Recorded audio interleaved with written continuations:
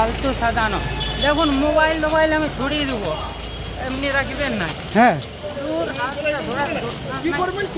ওরা পুজোর জন্য গিয়েছিল ওখানে, ঠিক আছে, পুজো করাতে গিয়েছিল, কিন্তু ওরা মা মেয়ে দুজনে গিয়েছিল, আমি বাড়িতে ছিলাম না, ওরা দুজনে গিয়েছিল। কিন্তু তান্ত্রিক সেখানে একা পেয়ে আমার মেয়েকে ওরা বাড়ির ভিতরে নিয়ে যায়, ঠিক আছে, তারপর ওকে মানে শ্লীলতাহানির চেষ্টা করে। তো তোর সঙ্গে তো মাও ছিল। মা ছিল, কিন্তু ওনারা বলছে যে ঠিক আছে আপনার তান্ত্রিকদের অনেক রকম বুদ্ধি, ওনারা হয়তো বলেছে যে আপনারা একা একটু কাজ করান এনাকে দিয়ে, এইভাবেই হয়েছিল। আমি কিন্তু সাথে ছিলাম না, এই জন্য জিনিসটা ঘটেছিল। কত প্রায় কি যেত পুজো করা? না না না না না, এই হঠাৎ প্রথম গিয়েছিল, প্রথমই হয়েছিল জিনিসটা। এই তান্ত্রিক কতদিন ধরে আছে? তান্ত্রিক আমাদের গ্রামের তান্ত্রিক না, পাশের গ্রামের তান্ত্রিক, ওটা অনেক দিন ধরে। অভিযোগ করেছি আমরা গতকাল।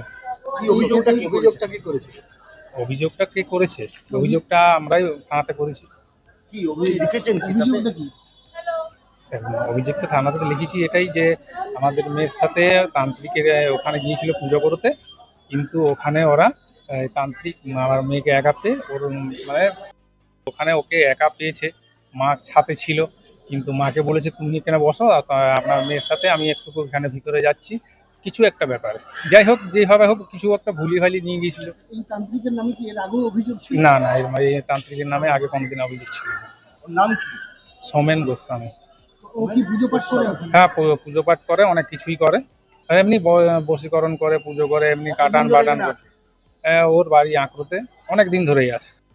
করেছিলেন কি হয়েছিল ঘটনাটা বলুন? আরে বলো কি করেছিলে? কি করেছিলে তুমি? আজকে তুমি কি করেছিলে? এই যে